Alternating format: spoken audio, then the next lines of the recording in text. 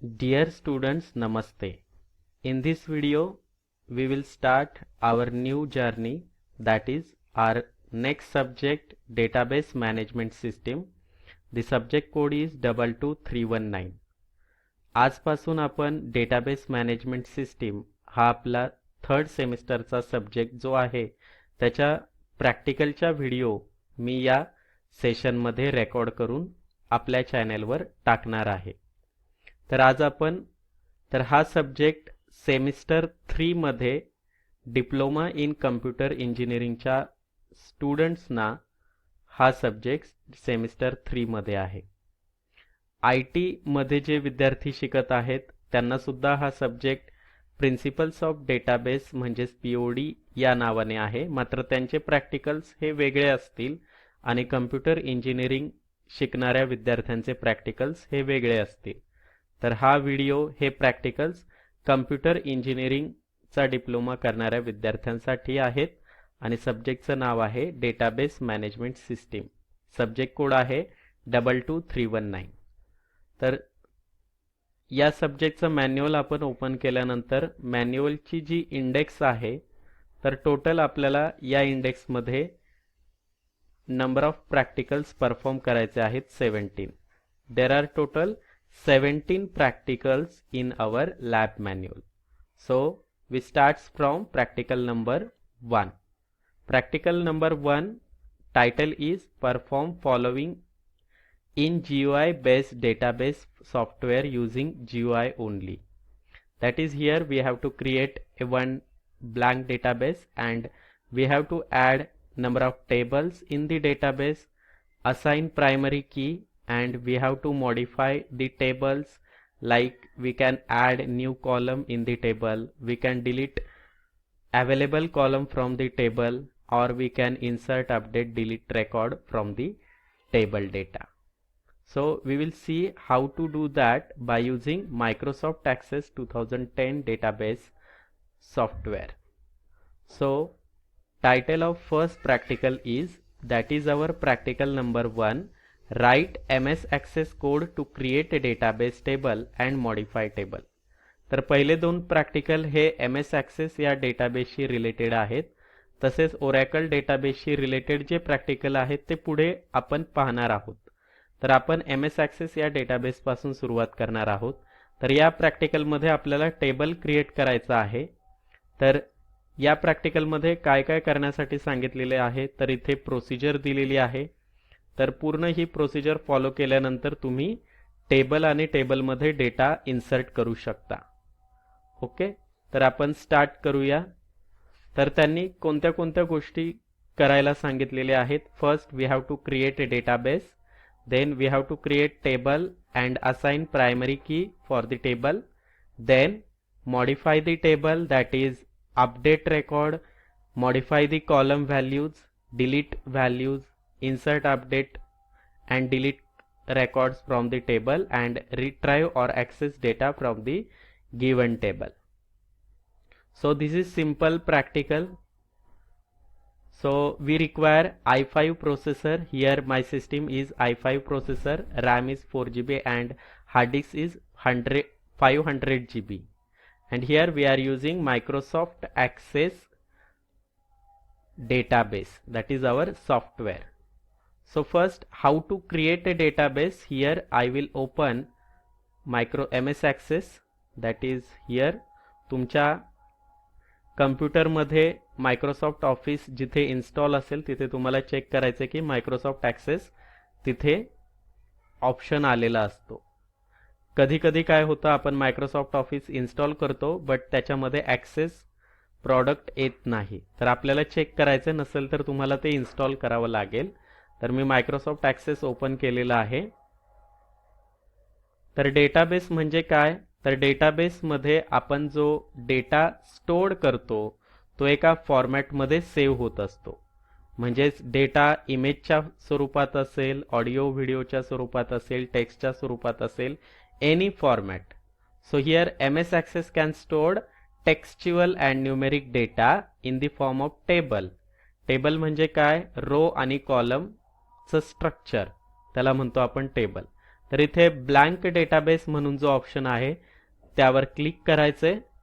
त्यानंतर इथे blank database म्हणून तुम्हाला इथे ओपन झालेलं दिसेल आणि तुमच्या डेटाबेसला तुम्हाला नेम द्यायचं आहे. So here I given name SYComp. So my database name is SYComp आणि या डेटाबेसमध्ये आपल्याला टेबल क्रिएट करायचा आहे. तुम्ही इथून पाथ देऊ शकता. तुम्हाला ज्या पाथवर तुमचा डेटाबेस स्टोअर करायचा आहे, सेव्ह करायचा आहे, तिथे तुम्ही हा डेटाबेस सेव्ह करू शकता. So here I use local disk E and diploma, my diploma folder and third semester. So here SYComp. Okay, and then click on create button. So after clicking on create button, my database will be open. So generally it open first table. Okay, you can create number of tables in the same database. म्हणजेच एकाच database मधून आपण number of tables create करू शकतो. तर इथे menu बार तुम्हाला दिसत असेल, home, create, external data, database tools, fields and table. So here टेबलवर क्लिक केल्यानंतर इथे प्रॉपर्टीज येतात त्या टेबलच्या. तर टेबल नवीन क्रिएट करायचं असेल तर क्रिएटवर क्लिक करायचं क्रिएट मेनूवर आणि त्यानंतर टेबलवर क्रिएट केल्यानंतर दुसरा टेबल इथे अगेन क्रिएट होईल. तर अवेलेबल जो पहिला टेबल आहे त्यामध्ये आपण कॉलम ऍड करूया, डेटा ऍड करून बघूया. तेच आपलं फर्स्ट प्रॅक्टिकल आहे. सो हिअर या टेबलला मी राईट क्लिक केलेलं आहे टेबलवर आणि इथे डिझाईन व्ह्यूवर जायचंय. तर बेसिकली GUI म्हणजे काय, तर ग्राफिकल युजर इंटरफेस. SQL मध्ये आपण कमांड लाईन थ्रू सुद्धा टेबल क्रिएट करू शकतो. मग क्रिएट टेबल ही कमांड वापरून आपण टेबल क्रिएट करतो. आता इथे आपल्याला अवेलेबल मेनू दिसत आहेत. GUI मधून आपण सिलेक्ट करतोय आणि डायरेक्टली क्रिएट करतोय. तर या टेबलला नाव दिलं मी सपोज, माझं नाव दिलं सपोज मी सागर, किंवा आपण नाव देऊया क्लास SY. सो इथे मी क्लास SY माझ्या टेबलचं नाव दिलेलं आहे. So basically this is default value, that is ID.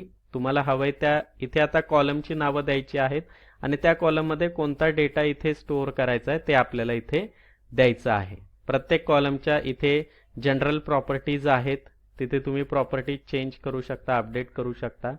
So आता इथे आपण क्लासची माहिती देऊया. सपोज इथे स्टुडंटचा रोल नंबर येईल, सपोज रोल नंबर. देन इथे तुम्हाला ॲटो नंबर डेटा टाईप घ्यायचा असेल, ॲटो नंबर घ्या, म्हणजे तो 1 2 3 असा ॲटो, जसं तुम्ही डेटा ऍड करत जाता हा ॲटोमॅटिक त्याला नंबर असाइन करत जातो. तुम्हाला हवे ते नंबर द्यायचे असतील तर you can select number data type. जर डेट अँड टाइम घ्यायचे असेल तर date and time data type आहे. टेक्स्ट डेटा असेल तर टेक्स्ट डेटा टाईप आहे. म्हणजे जे आपण डिफरंट डेटा टाईप वापरतो तेच इथे आहेत. बुलियन म्हणजेच येस नो डेटा टाईप इथे अवेलेबल आहे. तर रोल नंबर साठी मी सपोज ॲटो नंबर हा डेटा टाईप घेतलेला आहे. देन नेक्स्ट नेम घेतलेलं आहे. नेम कसं असणार आहे, स्टुडंटचं नेम. आता इथे name is a reserve keyword, तर आपण आपल्या कॉलमला ते नेम देऊ शकत नाही बिकॉज सिस्टीममध्ये हे नेम यूज केलेलं आहे. तर आपण इथे वेगळं नाव देऊया, name of student. And then here I use text data type, so text. Then here again marks of student, and then here I want to set its data type as number. So you can create any number of columns here and you can give appropriate data type for the particular column. तर आता हे 3 column मी तयार केलेले आहेत. तर इथे एक छोटी की दिसत आहे या बाजूला, तर ही असते प्रायमरी की. सपोज मी इथे अजून मोबाईल नंबर एक कॉलम केलेला आहे, मोबाईल नंबर, आणि याला सुद्धा मी नंबर घेतलेला आहे. तर आता सपोज इथे एक आपण बघूया, जनरल प्रॉपर्टीज तुम्हाला दिसत आहेत. General properties, field size long integer इथे दिलेला आहे. नंबर ऑफ फील्ड साइज आहेत, integer, long integer, single, double, decimal घेतला तर नंबर ऑफ 18 डिजिट पर्यंत तुम्ही ती व्हॅल्यू देऊ शकता. तुम्हाला हवे तर तुम्ही 10 डिजिट व्हॅल्यू इथे देऊ शकता, because mobile number is 10 digit. So 10 मी इथे दिलेली आहे फील्डची प्रिसिजन. सो हिअर 4 कॉलम तयार केलेले आहेत. इथे जी की दिसते ती प्रायमरी की, म्हणजे मी रोल नंबरला प्रायमरी की मला असाइन करायची. So right click on that and select primary key. Primary key म्हणजे काय की त्या पर्टिक्युलर रेकॉर्डला मी रोल नंबर दिल्याशिवाय ते पूर्ण रेकॉर्ड क्रिएटच होणार नाहीये. म्हणजे मी नेम ऑफ स्टुडंट देईल, मार्क देईल, मोबाईल नंबर देईल आणि रोल नंबर नाही दिला तर ती व्हॅल्यू ऍक्सेप्ट होणार नाही. कारण रोल नंबर दिल्याशिवाय ती व्हॅल्यू ऍक्सेप्ट होणार नाही. तुम्हाला रोल नंबर इथे द्यावाच लागेल. तो ब्लँक किंवा नल व्हॅल्यू इथे ऍक्सेप्ट होणार नाही. त्याला म्हणतात प्रायमरी की. तर प्रायमरी कीची व्हॅल्यू ही कधीही नल नसते, ब्लँक नसते. ती तुम्हाला द्यावीच लागते ज्यावेळी तुम्ही टेबलमध्ये डेटा इन्सर्ट कराल त्यावेळी. तर डिटेलमध्ये हे आपल्याला पुढच्या प्रॅक्टिकलमध्ये सुद्धा मिळेल. तर सपोज कुणाला मोबाईल नंबरला प्रायमरी की द्यायची असेल, so you can right click on that and set primary key. So mobile number becomes primary key. मग आता रोल नंबर ब्लँक असेल तरी चालेल, पण मोबाईल नंबर मात्र तुम्हाला ब्लँक नल व्हॅल्यू देऊन चालणार नाही. तर त्याचा मोबाईल नंबर तिथे तुम्हाला द्यावाच लागेल. इथे लक्षात. So here I set primary key for roll number. Okay, so this structure is completed. So double click on class sy and here I save this.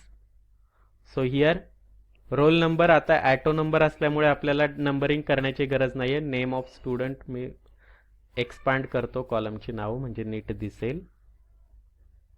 So here mobile number.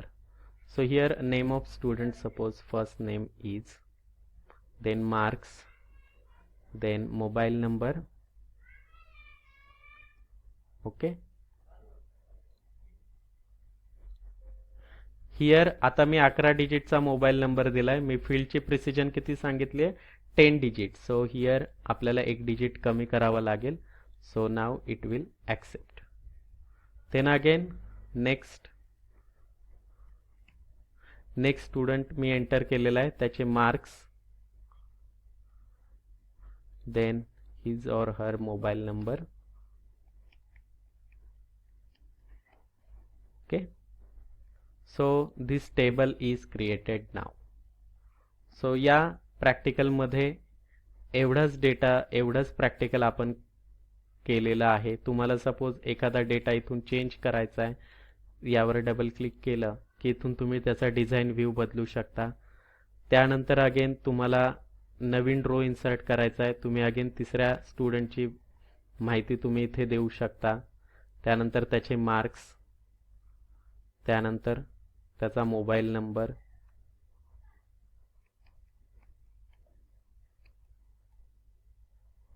Okay. तर अशा पद्धतीने हा table इथे तयार झालेला आहे. टेबलच्या properties मध्ये जाऊन तुम्ही त्या प्रॉपर्टीज चेक करू शकता, बदलू शकता. ओके. तर हा टेबल आपला तयार झालेला आहे. तर बेसिकली इथे दोन गोष्टी महत्वाच्या आहेत. टेबलचं नाव क्लास sy आहे आणि sy कॉम्प हे डेटाबेसचं नाव आहे. मला अजून एक टेबल इथे क्रिएट करायचा असेल, गो क्रिएट मेनू इथे दिसतोय सगळ्यांना, मेनू बार मध्ये क्रिएट अँड टेबलवर क्रिएट करायचं. सो क्लास sy च्या खाली नवीन टेबल आलेला आहे. So double click on that and then design view. So here you can specify your new table name, suppose class ty, and here I will create another table that is class ty. So now my sy comp database contains two tables, class sy and class ty. So here you can get class sy and here after double clicking class ty table is here. So now class sy मध्ये मी हे number of column तयार केले. तुम्हाला add करायचा आहे, इथून तुम्ही add करू शकता किंवा त्याच क्लास sy वर डिझाईन व्ह्यू मध्ये गेल्यानंतर राईट क्लिक करून तुम्ही नवीन कॉलम ऍड करू शकता. असलेला कॉलम रिमूव्ह करू शकता. राईट क्लिक करायचंय, डिलीट रो म्हणायचंय की तो कॉलम म्हणजे त्या टेबल मधून तो डिलीट होईल. तर अशा पद्धतीने आपलं पहिलं प्रॅक्टिकल जे आहे ते कंप्लीट झालेलं आहे. Okay. So now here result is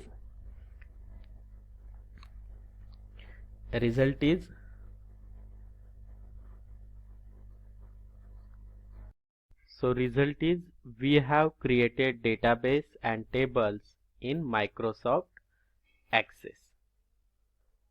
So then next is practical related questions. First practical question is name the types of GUI database available in your laboratory. So here we perform our first practical in GUI based database named as Microsoft Access. So this is answer, Microsoft Access. Then second question is write down the procedure for creating tables in database. So what is the procedure? First we have to open MS Access, then click on blank database, then give name for database and then click on create. Then select create menu from menu bar and then select a table option to create a new table in the database. Then third question is name open source SQL database management system. Open source म्हणजे काय? जे freely available आहेत, जे paid नाहीत, ज्यांच्यासाठी आपल्याला पैसे खर्चावे लागत नाहीत, जे डायरेक्टली डाउनलोड करू शकतो आपण आणि आपल्या सिस्टीम मध्ये इन्स्टॉल करू शकतो. तर असे ओपन सोर्स SQL डेटाबेस कोणते कोणते आहेत? तर कॅसेंड्रा, कोचडीबी, MySQL, PostgreSQL and Firebird. So these are the open source SQL database. So now next is exercise. First question is create a student database and save the database. So here how to create? So here I first close and open MS Access again. So Microsoft Office, then MS Access, Microsoft Access 2010, and then here blank database, and here you have to give an name as student and then click on create button. So student database will be created. So next one is, what is the next question? Create employee database and save it. So again open MS Access, click on blank database, and here instead of student you have to give employee as a name for your database, and you have to select any path from your computer to save your database and create your database by clicking on this button. So next question is create multiple tables in database employee and rename it. So here employee database I will create. So employee database is created. So table, here click on design view. So this is my table 1. So here my table T1. So in employee database, here employee database name is given. So you can create any number of column, give data type for each and every column. So here I want to create another table. So click on just create button and table option select. So next table is created, table 1. Go to design view by right clicking on it, and this is my T2. So here I given T2 name. Same procedure to create another more table. So click on create button, table number 3. So here design view, and here this is my T3. So table 3 is created. So in this database, employee database, 3 tables are there, T1, T2 and T3. You can create any number of tables in the given database. तर अशा प्रकारे तुम्ही number of tables create करू शकता. Next one is create multiple tables in database for student database. So this is the same procedure. Just create your student database and just click on create button and click on table option. So you can create multiple tables in same database. View the multiple tables in student database. So here suppose there are total 3 tables in this database. So in this design